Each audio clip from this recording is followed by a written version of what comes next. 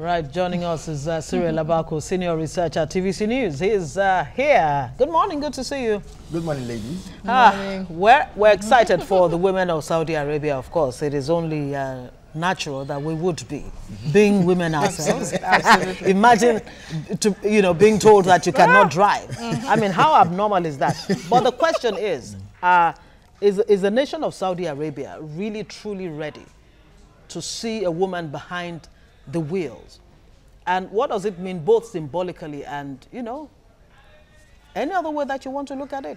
Well, I think it's a breath of fresh air for women. It's a victory for the women, This was a country that about 28 years ago jailed about 47 of them, 47 women that came out and said they must drive. And indeed, they took out cars and drove on the streets of Riyadh, November 6th in particular. And one of the women is saying that she won't drive on, one of the men that was arrested then, he's saying she won't drive until November 6th this year, to commemorate what happened 28 years ago. I think it's a big one. So much has been said about the motives behind this new policy change. But I think that not all good things come from good means. Sometimes even out of alternative motives, good things still flow. So I think that by and large, many women are happy. You remember the billionaire who said, finally, his country has come into the 21st century. Yes. And again, you see, I think on Sunday, as at Sunday, a Saudi woman drove an F1 car. There's a lot that this should lead to. No, she was already driving outside the country. She just got a license. Yes, no, but of course, I mean, it sends a clear message that, look, if we can be liberated in this area, we can also enjoy liberation in other areas. It may be slow, but I think it's a big first for the women. Well, talking about being a big first, really, many would still tell you that it's just a smoke screen, because for a woman to still drive in Saudi Arabia is wholly dependent on the goodwill of either the father, the husband, or even the son. So the woman doesn't still have that right to say, okay, let me grab my key, let me go out and drive. Well, the fundamental question of how women operate within Saudi society is one issue. But the liberties they enjoy within our society is yet another issue. How about a time when your father or your brother or your teenage son, for instance, didn't want to give you permission to drive?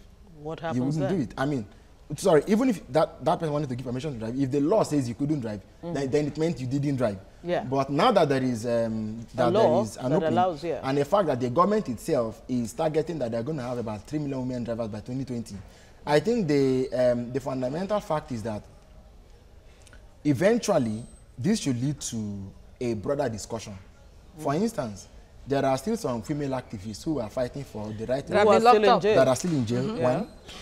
The other fact is that is the fact that there has not been a campaign or a program to reprogram the minds of the men, because there are still so many conservative men inside society who are saying that why should the government give the women the right to drive? Some have flatly said that they won't even allow their women to drive. That's one. Then the other fact is that, you see, this policy is not coming at the instance of the king himself. Although he made the decree, he was the governor of Riyadh in 1990 when there was a crackdown on women who said that, they were going to drive. That they are going to drive. Now, this is his son, Mohammed bin Salman, who is supposed to be a young person, and who has seen that the majority of Saudis are young people, and who has seen that he needs to connect to young people ahead of when he becomes king. So which takes us to the issue of the motives that you talked about, whether for good or bad. I mean, a lot of people have said, how do you leave out half of the population, the 33 million population of Saudi Arabia, out of the economic loop? Imagine what has happened to the domestic car sales already, up by 10%. So is this really the factor that he has considered in allowing for this? Not just in a literal manner that women can now drive, but that symbolically it means a whole lot, not just for the Saudi woman, but for Saudi Arabia, for the economy, for every other thing. See, I believe these figures could have been higher if, for instance, they had taken the women into consultation before bringing up this policy. In a country where only 18% of women are working, okay, and now even as an adult, targeting that by 2030, 30% will be working. It's a bit of a far cry from where it should be.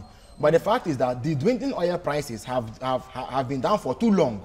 And the government needs some economic leverage to be able to shore up gains. So allowing women to come into the system is a means of helping the economy. That's one. And then number two is like killing one stone with two birds anyway, like you said. it gives the royal house some sort of legitimacy. And then the fact that, you know, the charismatic would-be king, the crown prince, is also trying to show up local support for himself, and then to also give assurance to foreign powers that, look, with me, opening up the there's country. a future, and the country is going to Remember, open up. they opened the cinema as well, but then No, there's still everyone an issue. could attend, including mixed concerts. So I think I think it will come. All right. But maybe it's slow, but it's coming. But then there's the issue of the licensing, of course, selective licensing of women driving. So there's still very little amount of women that have licenses. But like the to drive in Chinese that say, country. the journey of 1,000 years. Baby steps. Baby steps. All right, Cyril Labaku, our senior researcher here at TVC. Thank you very much for your time. My pleasure, anytime.